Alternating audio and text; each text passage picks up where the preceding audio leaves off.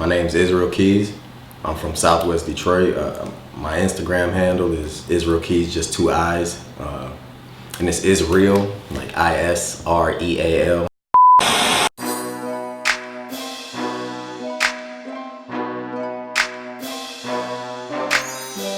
So that's not your real name then? It's No. Israel. Okay. So what made you pick that then? I got it from a serial killer. Everybody asks me. Israel. What made you choose that? Because that's like my goal. Your goal? Like as far as rap is concerned. Okay. You know what I'm saying? Like unbiasedly. Mm-hmm. And with attention to detail. Okay.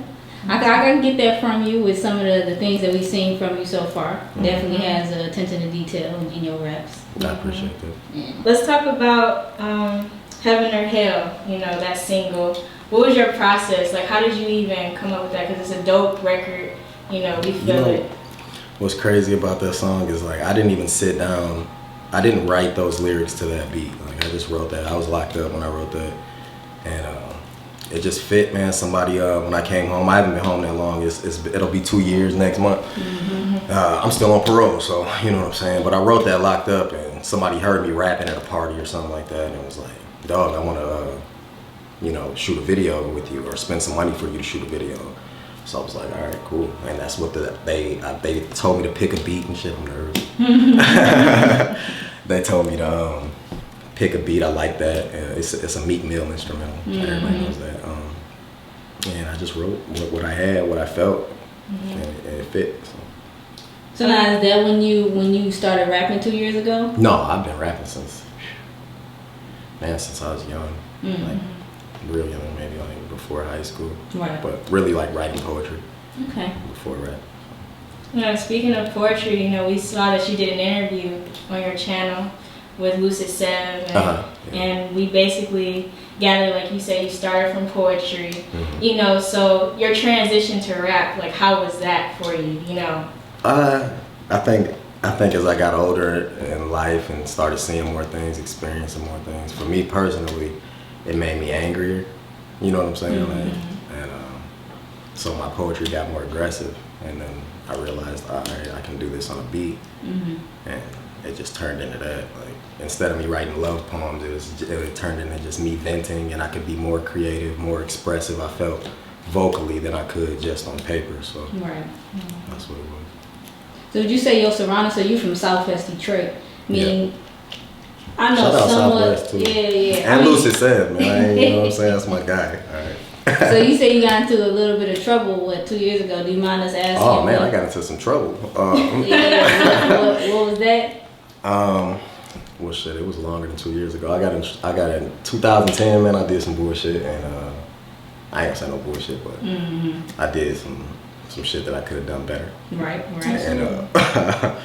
And ended up doing almost 7 years for it. Okay. How old are you? I'm 31 now. 31. Oh, 7 years. Wow. I went in. I caught my case when I was 22.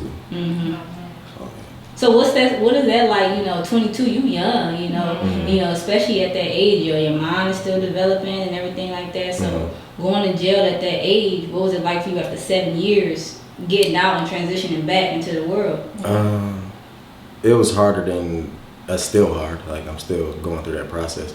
It's harder than I would like to admit. You know what I'm saying? Because I feel like I'm a strong-minded, strong-willed person, personally. So I felt like I could come home and I'm straight. I'm not institutionalized or anything like that. But I still had certain habits, you know. That I'm still noticing. Like, oh, you tripping, bro? What the fuck? Right. What are you on right now? You're not in the yard, you know. But it's difficult, man, because you're just there by yourself, just your thoughts and with zero responsibility, and then you just tossed back in here. And it's like, damn, you're grown, you got responsibilities, you got shit to take care of, and it's crazy, but life is moving real fast for you. Right. So you being in there, did you spend a lot of time writing? That's pretty much all I did, right? Right. I got stacks of shit. So you ready for the release, you know? Yeah. We got a tape done right now. Me and my partner Breeze. It's called No COSIGN. We just finished. We don't have a release date for it yet, but it's coming soon. It's coming soon. I had a question about Breezy and So how was it? I saw that you posted. You guys, have been up since like 5 a.m. Yeah. Working on that. You know, is it a mixtape or? I don't know. I don't even know what to call it because it's like I hear it and it don't sound like any like rap that I hear now, especially not like Detroit rap. Yeah. Especially like, and I think that's a reason we get overlooked a lot because the city has a certain sound. Not to say that I don't know, I can't appreciate the sound, but it's just not mine. So, but yeah, we got. I don't know if it's a mixtape, an album. It's just a bunch of original tracks, man, that I think are dope. Okay, that's what's up. So, who would you say, basically, do you have any influences in music, or you kind of just? Yeah, I think the very first album that made me want to rap was "It's Dark and Hell Is Hot." DMX. That's still my favorite rapper. Still. You sound like, you got a really deep voice. I guess, thank you. It's powerful. It's powerful. When you speak, you want to listen. So you like. That's good, and I try to be mindful with what I say for the most part, or at least I'm not gonna say that. I just lied to you. I just lied to you. I try to be honest with what I say for the most part. So what would you say? What was it like growing up in Southwest Detroit, though?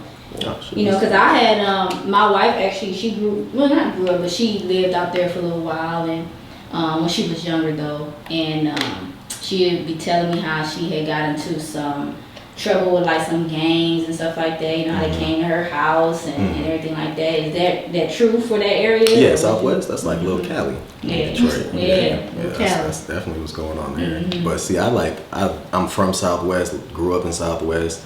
I went to the West Coast though for like 3 years. And came back. You know what I'm saying? So I got to leave and know it for what it was, and then come back and see how it changed. You know what I'm saying? And now it's like Southwest is beautiful.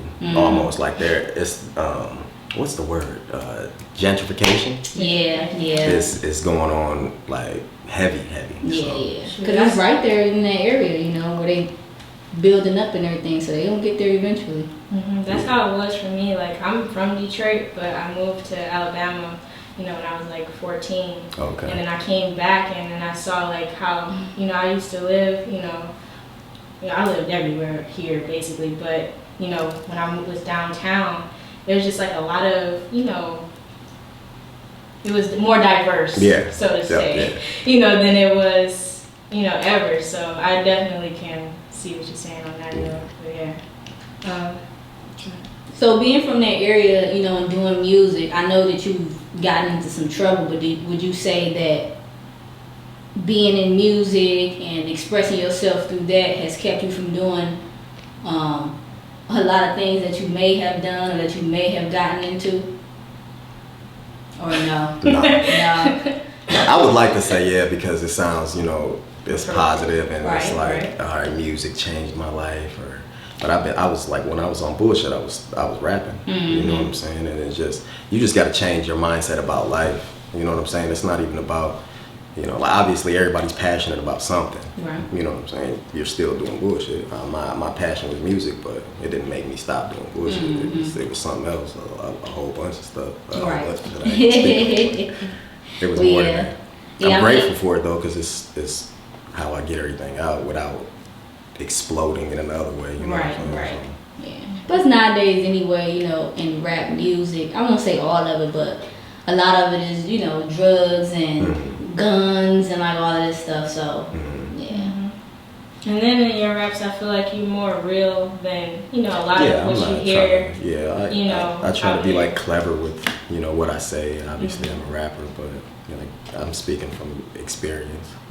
That's the best way. That's how you piqued my interest when I heard you flow. As opposed to like who we hear on a regular That's dope, basis. Thank So you. That means a lot. yeah, for sure. So are you anyway? So we know you can rap. Do you freestyle at all? Sometimes. I'm definitely not gonna sit here and act like I'm Wayne off the top. You know what I'm saying? Because that's not that. It's my pen. You know what I'm saying? But I do, like I can. Yeah. Ain't nothing wrong with that shit. I can't even write a rap, so. Do you mind freestyling too? Yeah. Okay, so is there anything that you know, want to get out that either about your music, either about yourself, that you know, want people or your fans, people that watch you to know?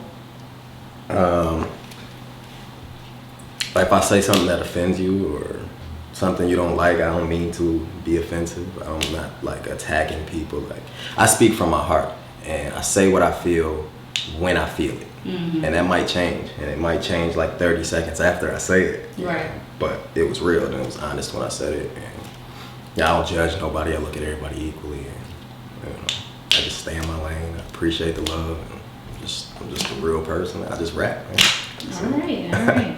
Well, we appreciate you coming out and interviewing with us. And what's the new project that you got coming up again? No COSIGN. Should be dropping soon. Me and my homie Breeze, man. It's a dope new wave type feel. So hopefully y'all fuck with it. That's okay.